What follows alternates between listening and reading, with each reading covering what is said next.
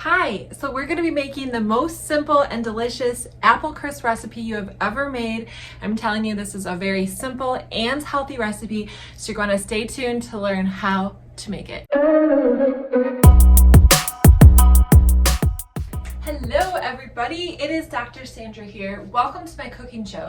Today we are going to make a delicious gluten-free, dairy-free apple crisp recipe that is not only the most easiest, simplest recipe you've ever made regarding apple crisp, but it's also very healthy for you. So before we get started, I want you to set your oven to 350 degrees. Butter up an 8 by 8 inch baking dish. One moment.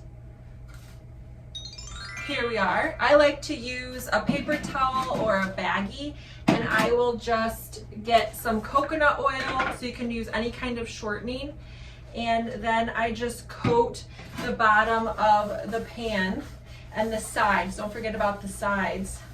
And then I just throw the paper towel away, and I didn't get my hands dirty. So I really like doing it that way. All right, so you want to really coat an 8 by 8 inch baking tin with your coconut oil. Okay, next you're gonna need some apples. My preference is Granny Smith apples. I love these. They're tart, they're juicy, they're delicious. These are organic. They really weren't that expensive. I think they were like $3 for 3 pounds. And apples are on the Dirty Dozen list. So if you can get the organic apples, go for the organic apples. Golden Delicious would also be good with this apple crisp. I would not use Red Delicious. I would not use Fuji, because those apples are just gonna turn to mush in your crisp, okay?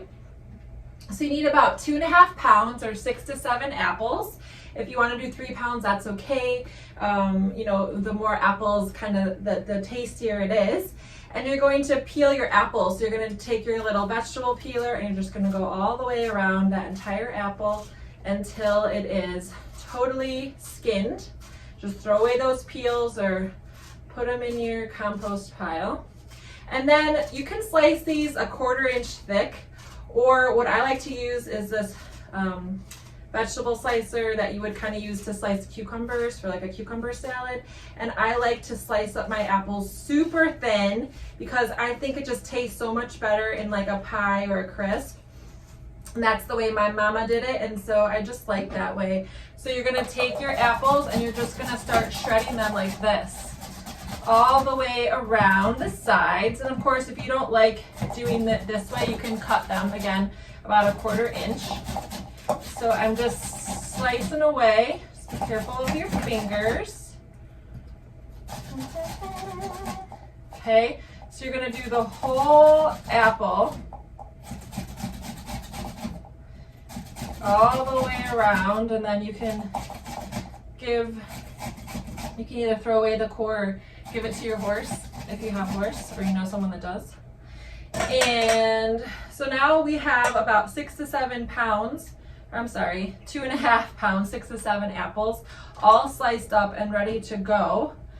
And whoopsie, let me do one more here so you can kind of see. So I'm just slicing up my apples. This is actually fun, a fun little thing to do with your kids or your family members. So we're just mixing, slicing. The most time consuming part is going to be peeling your apples and slicing them. So if you can get help peeling your apples, it goes a lot faster. And of course, this feeds about 8.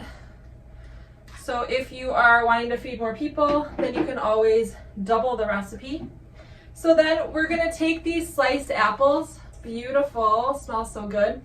Okay, and we're gonna add some ingredients. So we're gonna add 3/4 of a teaspoon of cinnamon. Cinnamon's so good for your blood sugar, so just sprinkle that in. Then we're going to add 1/8 of a teaspoon of salt. This is Himalayan sea salt. You can use whatever salt you have at home. And then if you want to sweeten the apples, you can. You do not have to. I personally like just the taste of apples themselves. I think they're sweet. But if you want to add some sweetener, I have this Swerve replacement. It's basically just erythritol. If you're familiar with erythritol, it is a sugar alcohol. It does not spike your blood sugar, so it's not going to raise your insulin levels. There's no carbs, there's no sugar effect. But it is a sugar alcohol, so you may not digest it well, especially if you do too much. You should be okay. I'm just putting like a tablespoon in. You can do 2 to 3 tablespoons, and you're just going to sprinkle that. And a lot of people with blood sugar issues or diabetics find that this swerve or erythritol monk fruit extract is actually beneficial for them. So I'm going to just stir this around with my imaginary wooden spoon until it's all combined. So just 3 ingredients there. We have the apples, we have the cinnamon, salt, and a little bit of sugar if you want. You can use whatever sugar you want. I just happen to use Swerve, which is that sugar replacement. It's a sugar alcohol. It has erythritol in it. Okay, so we're going to add our apples to our greased 8 by 8 inch baking dish. So I'm just going to throw those in here. And when you do 6 to 7 apples, it's going to fill the bowl. It's going to fill your baking dish. It's not filling mine because I only did a few apples, okay? But you get the idea. So now we're going to take that same bowl that we put our apples in, and we're going to make our strudel, our streusel, our little topping for our crisp. So you're going to take some type of flour. I'm using almond flour here. You can use whatever flour you want to use. If you're gluten-free, you can use a gluten-free flour. Almond flour is gluten-free. It doesn't matter, but it works really well. If you have a nut allergy, then use a different kind of gluten-free flour.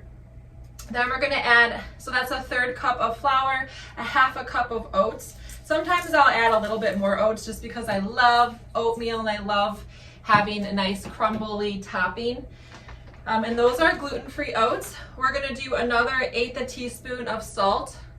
And then it calls for a 1/2 cup of brown sugar. So I'm again using this monk fruit sweetener. It's by Lakanto and it's golden. So it has this kind of like brown sugar consistency. And whoops, I just spilled some. I'll have to vacuum that up later. Look to it. So you can use this, again, use sugar alcohol sparingly just for those special treats. You could also use like a maple syrup, honey, or just regular old brown sugar. So I'm going to add that. And then you're going to mix that around. And then our final ingredient is going to be coconut oil. Now again, you can use butter if you prefer butter. We're going to use 4 tablespoons or 1/4 cup of coconut oil or butter or whatever shortening you want. And I like to add this with my fingertips because you want to make these little clumps. If you don't have enough coconut oil, your topping is going to be too dry. So you want enough coconut oil to really get everything into these nice clumpy granola type streusel covering. Okay? So if you need to add a little bit more oil or shortening or butter to do so, then add a little bit more. So again, I'm going to get in here with my fingers and I'm going to mix this until it's really well blended up and there aren't any more chunks in my coconut oil and all of the flour and the oats is combined, okay? And don't forget you have your oven preheating at 350 degrees. So we're just mixing, we're blending. This takes about 2 minutes just to kind of get everything mixed in. But it's going to be a delicious topping for your apples. Let me tell you. Mixing, mixing, mixing. So I want all the sugar, all the oatmeal combined. Okay, and again, if you want to omit the sugar, that's fine. Your taste buds actually will adjust to foods like apples and, you know, sweet potatoes and even broccoli. Like when you start to eat less sugar, you're going to taste the natural sugars in foods themselves. So it's pretty cool how our taste buds will adapt. So we have this really nice consistency of a strudel. I don't know if you can see that in there. And then what I'm going to do is I'm just going to lay that on the top of my apples. Again, this would be filled with 6 to 7 apples. So I'm just going to put this over the top like so.